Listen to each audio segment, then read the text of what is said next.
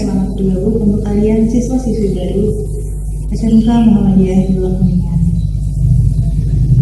Dan selamat mengikuti masa pengenalan lingkungan sekolah tahun pelajaran 2020-2021. Kali ini saya akan menjelaskan tentang sekolah ramah anak.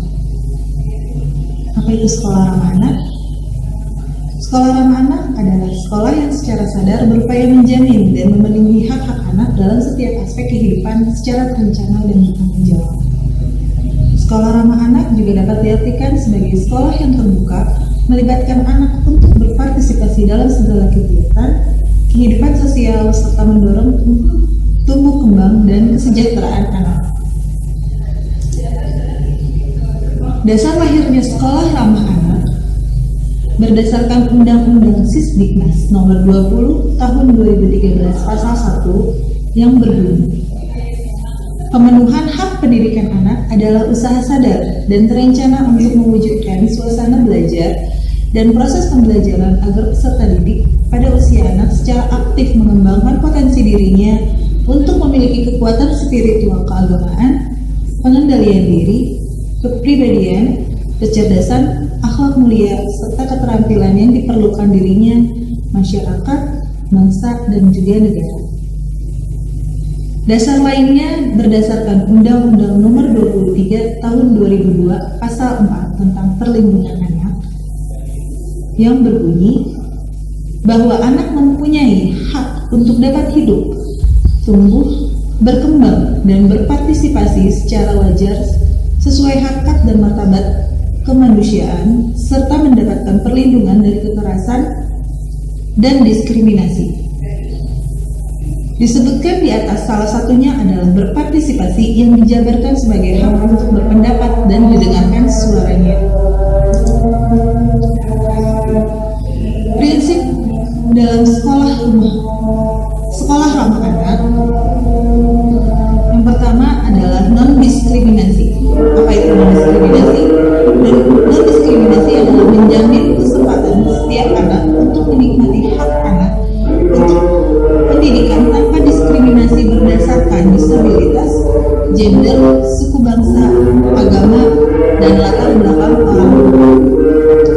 Prinsip yang kedua adalah kepentingan bagi anak.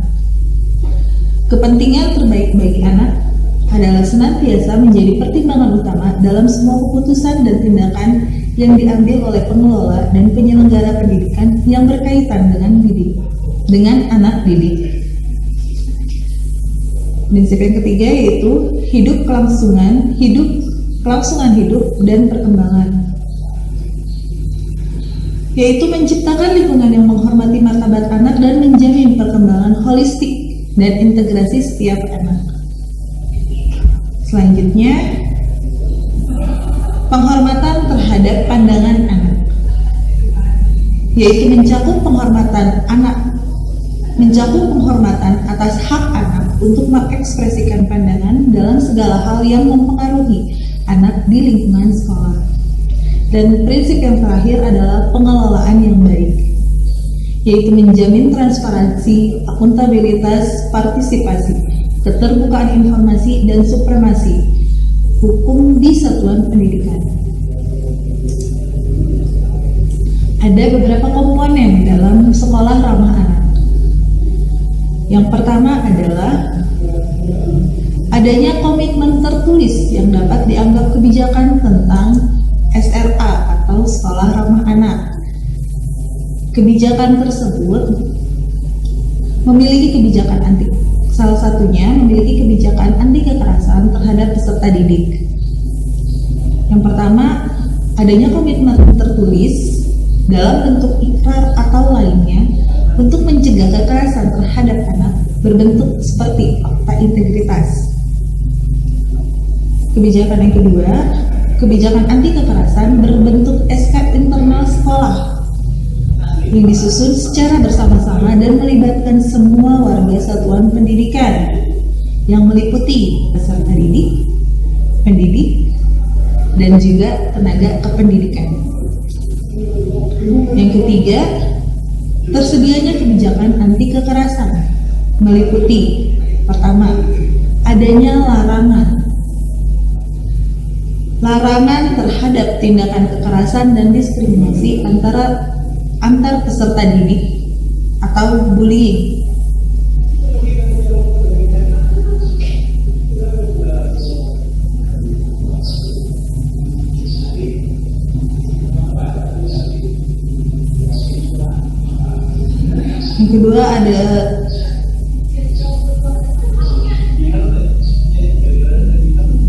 Yang kedua adanya larangan terhadap tindak kekerasan dan diskriminasi yang dilakukan pendidik dan tenaga kependidikan, yaitu termasuk TU, satpam, penjaga sekolah, dan pegawai kebersihan dengan peserta didik. Larangan yang ketiga adalah adanya larangan hukuman badan, yaitu seperti memukul, menampar dengan tangan atau cambuk atau tongkat atau ikat pinggang atau benda lainnya, menendang, melempar peserta didik, menggaruk, mencubit, menggigit, menjambak rambut, menarik telinga, memaksa peserta didik untuk tinggal di posisi yang tidak nyaman dan panas. Larangan yang ketiga, larangan berbentuk hukuman lain yang merendahkan martabat peserta didik, seperti menghina, meremehkan, mengejek, dan menyakiti perasaan dan harga diri peserta didik oleh pendidik terhadap peserta didik, maupun hukuman lainnya yang mereduksi hak anak untuk mendapatkan pendidikan. Misalnya, mengeluarkan peserta didik dari sekolah, melarang peserta didik masuk ke dalam lingkungan sekolah karena terlambat atau sebab lainnya. Selanjutnya, adanya mekanisme pengaduan dan penanganan kasus pelanggaran hak anak, termasuk kasus kekerasan, termasuk kejahatan seksual dan lainnya. Kebijakan yang kedua yaitu melakukan berbagai upaya untuk melaksanakan kebijakan anti kekerasan terhadap peserta didik melalui yang pertama, bisa melalui pencegahan dan penanganan terhadap semua bentuk kejahatan seksual dan kekerasan terhadap peserta didik, baik fisik maupun psikis. Yang kedua, adanya peningkatan kesadaran dan kampanye pendidikan kepada seluruh warga satuan pendidikan untuk mencegah dan menghilangkan diskriminasi terhadap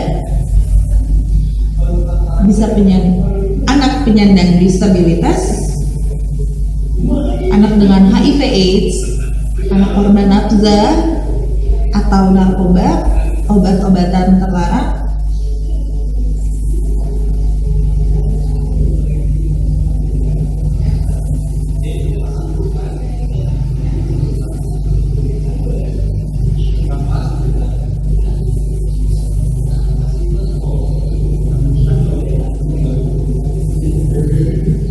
dan langkah-langkah dari satuan pendidikan untuk memerangi bullying dan memberikan pelatihan khusus bagi anak penyandang disabilitas dalam memberikan perlindungan. Yang selanjutnya bisa untuk poin kebijakan ada penegakan disiplin dengan non kekerasan atau disiplin positif. Bisa melalui disiplin positif bisa melalui pemantauan, pengawasan, dan tindakan pemulihan pelaksanaan disiplin positif.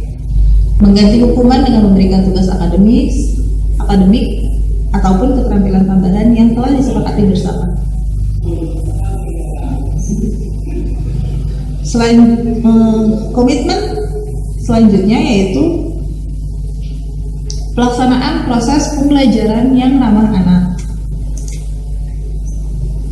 Proses pembelajaran ramah anak yang pertama adalah tidak bias gender. Tidak bias gender di sini berarti tidak memihak pada gender tertentu, baik laki-laki maupun perempuan. Non-diskriminatif, memberikan gambaran yang adil, memperhatikan hak anak, dan dilakukan dengan cara yang menyenangkan, penuh kasih sayang, dan bebas dari perlakuan diskriminasi terhadap peserta didik di dalam dan di luar kelas. Melaksanakan proses pembelajaran inklusif dan non-diskriminatif, melaksanakan proses pembelajaran yang mengembangkan keragaman karakter dan potensi peserta didik dan dapat mengembangkan minat, bakat, inovasi, serta kreativitas peserta didik melalui kegiatan ekstrakurikuler secara individu maupun kelompok. Peserta didik juga dapat terlibat dalam kegiatan bermain, berolahraga, dan beristirahat. Memotivasi peserta didik untuk turut serta dalam kegiatan dalam kehidupan berbudaya dan kesenian. Memberikan kesempatan kepada peserta didik untuk menyelenggarakan, mengikuti, mengapresiasi kegiatan seni budaya yang dapat membangkitkan wawasan dan rasa kebangsaan pada peserta didik.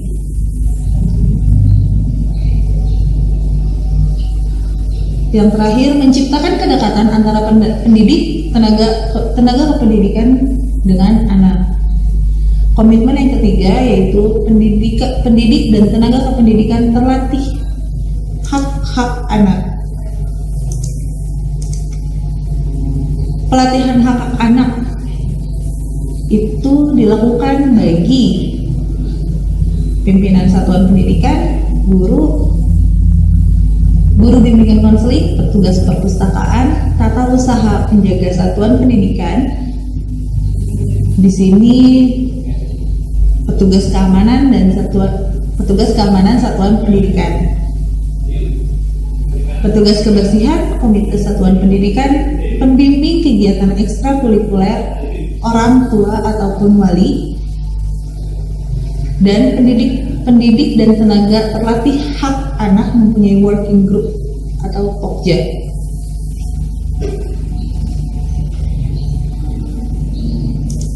Komitmen yang keempat ada sarana dan prasarana yang ramah anak. Sarana dan prasarana harus ada persyaratan sarana dan prasarana SRA atau sekolah ramah anak. Persyaratan yang pertama adalah persyaratan keselamatan.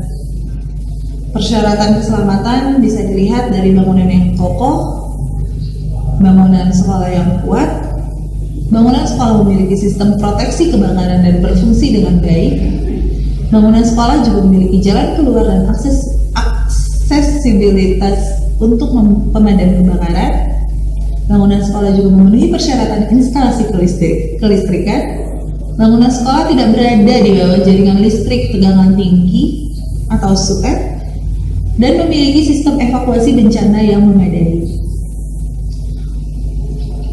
Persyaratan sarana dan prasarana yang kedua yaitu persyaratan kesehatan.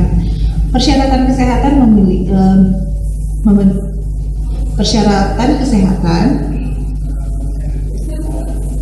berupa bangunan sekolah memiliki ventilasi alami dan atau ventilasi mekanik buatan.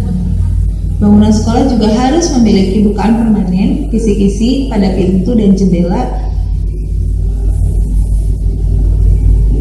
Bangunan sekolah juga harus menggunakan pencahayaan alami atau pencahayaan buatan,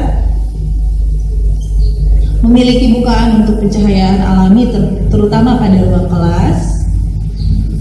Bangunan memiliki sistem pembuangan air limbah, memiliki sumber air bersih, tersedia tempat pembuangan sampah, terpilah dan tertutup. Dan yang terakhir, bangunan sekolah harus menggunakan bahan bangunan yang aman bagi kesehatan pengguna bangunan dan tidak menimbulkan dampak negatif terhadap lingkungan. Yang ketiga ada persyaratan kenyamanan.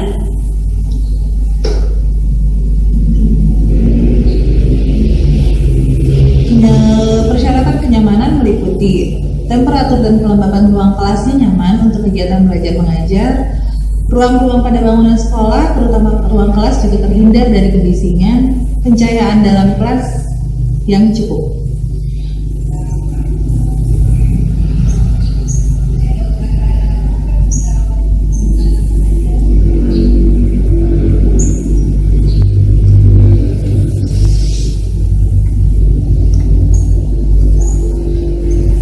keempat, ada persyaratan kemudahan.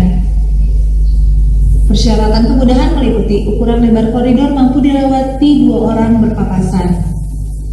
Lebar pintu kelas minimal 80 cm, mudah dibuka dan membuka ke arah keluar.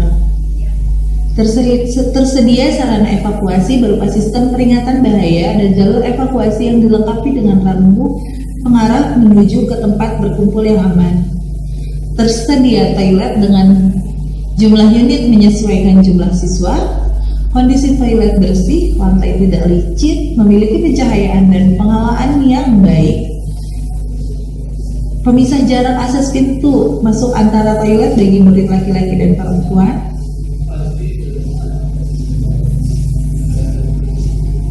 Tersedia wastafel yang layak untuk anak dengan air bersih yang mengalir dengan sabun cuci tangan.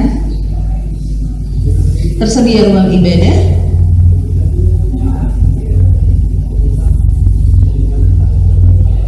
Dan perabot terutama pada ruang kelas memiliki standar ukuran sesuai dengan pengguna. Yang kelima, ada persyaratan keamanan. Persyaratan keamanan itu meliputi struktur bangunan tidak memiliki sudut yang tajam dan kasar, bangunan sekolah meminimalkan ruang-ruang kosong dan gelap, perabot tidak memiliki sudut yang tajam dan membahayakan pengguna, tersedia kamera CCTV di dalam kelas maupun di lingkungan sekolah. Sarana yang selanjutnya, sekolah harus memiliki ruang UKS dengan peralatan, ada tempat tidur, alat ukur tinggi badan dan berat badan, alat ukur ketajaman mata dan telinga, dan perlengkapan P3K. Sekolah ramah anak. Untuk komponen sarana dan prasarana bisa dilihat dari apakah sekolah tersebut memiliki ruang konseling, ruang konselingnya nyaman, dan apakah ruang konselingnya nyaman dan memperhatikan kerahasiaan atau privasi, apakah sekolah memiliki lapangan olahraga, sekolah memiliki lapangan olahraga yang variatif dan bisa diakses oleh seluruh anak, apakah sekolah memiliki lapangan olahraga yang variatif dan bisa diakses seluruh anak. Bisa dilihat juga dari apakah sekolah memiliki ruang kreativitas seperti pojok gembira, tempat peserta didik mengekspresikan diri. Sarana selanjutnya bisa dilihat apakah sekolah memiliki perpustakaan, tersedianya alat permainan edukatif yang memenuhi SNI, sekolah menyediakan media komunikasi, informasi, edukasi yang terkait dengan sekolah ramah anak, apakah sekolah menyediakan kotak curhat bagi peserta didik, dan yang terakhir, apakah sekolah menyediakan bagan mekanisme pengaduan yang terpampang di dinding dan mudah dilihat oleh anak.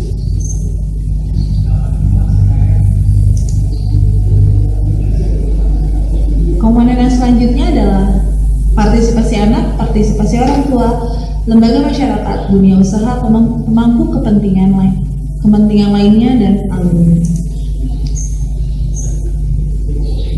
Di sini partisipasi anak bisa berbentuk, partisipasi anak bisa dengan cara memberikan kesempatan untuk anak dapat membentuk komunitas sebaya.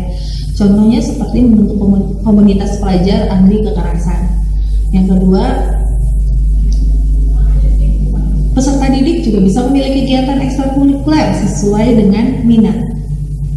Melibatkan peserta didik dalam proses penyusunan rencana kerja dan anggaran sekolah untuk mendukung sekolah ramah anak. Selanjutnya, mengikut sertakan perwakilan peserta didik sebagai anggota tim pelaksana, pendidik, tenaga kependidikan, dan komite sekolah, mendengarkan dan mempertimbangkan usulan peserta didik untuk memetakan pemenuhan hak dan perlindungan anak, dan rekomendasi untuk RKAS guna mewujudkan SRA RKAS adalah rencana kerja dan anggaran sekolah. Selanjutnya, peserta didik aktif memberikan penilaian terhadap pelaksanaan dan pertanggungjawaban.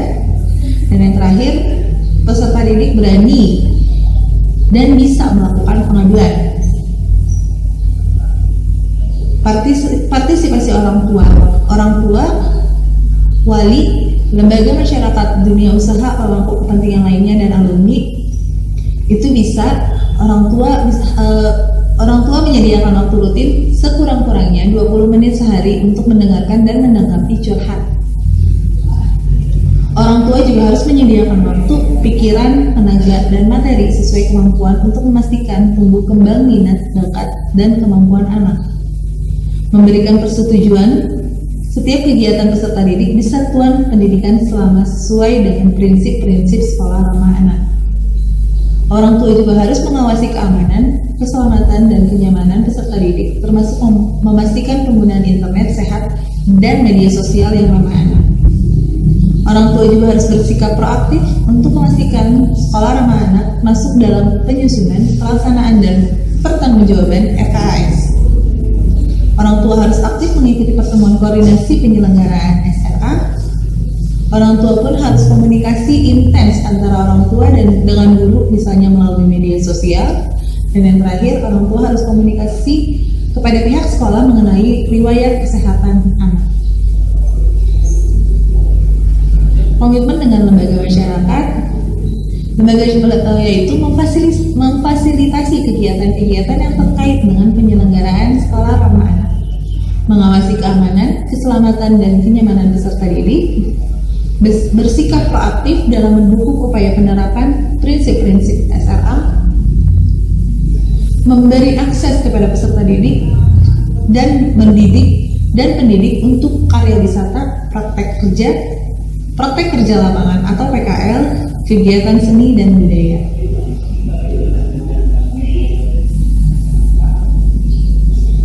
Pemangku kepentingan lainnya, komponen selanjutnya yaitu pemangku kepentingan lainnya,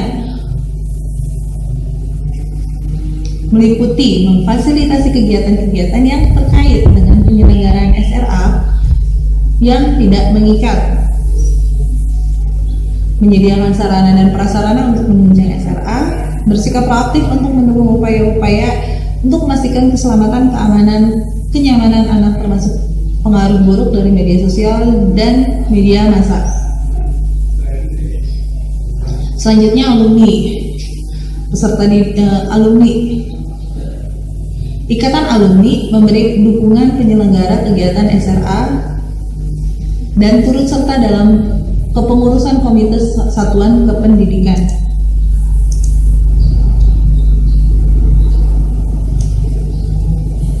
Selanjutnya, indikator sekolah ramah anak. Indikator sekolah ramah anak ada 6. Indikator sekolah anak harus inklusif secara proaktif, sehat, aman, dan protektif. Yang ketiga, adanya partisipasi masyarakat. Yang keempat, efektif dan terpusat pada anak. Kelima, adanya kesetaraan gender. Yang keenam, adanya sistem sekolah ramah anak. Selanjutnya,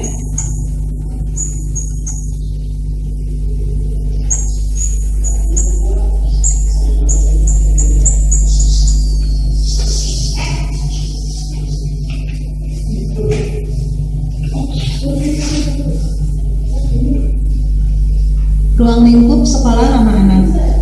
Ruang lingkup sekolah ramah anak meliputi keluarga, sekolah, dan masyarakat.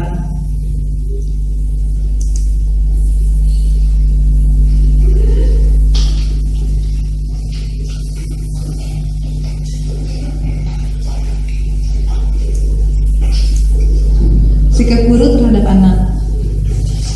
Sikap guru terhadap anak dalam sekolah ramah anak, yaitu guru dapat menciptakan suasana yang kondusif, membuat perencanaan program, dapat mendorong anak untuk mengeksplorasi dirinya, dan memperhatikan partisipasi anak dalam belajar.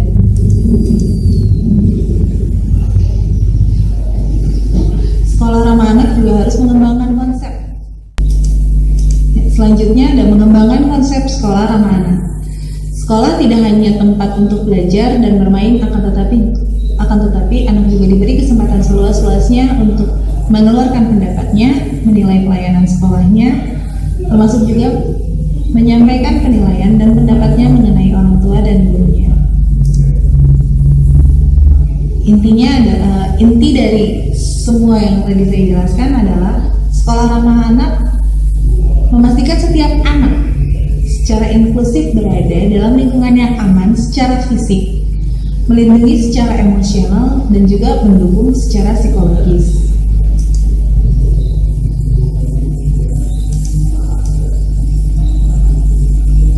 Berikut ada video animasi yang bisa kalian tonton yang dipersembahkan dari Kementerian Pemberdayaan Perempuan dan Perlindungan Anak Republik Indonesia. Demikian penjelasan dari saya tentang sekolah ramah anak. Semoga SMK Muhammadiyah Pulau Kuningan bisa menjadi salah satu tempat untuk kalian mengembangkan potensi yang ada dalam diri kalian, baik itu secara akademis maupun non-akademis. Terima kasih. Wassalamualaikum.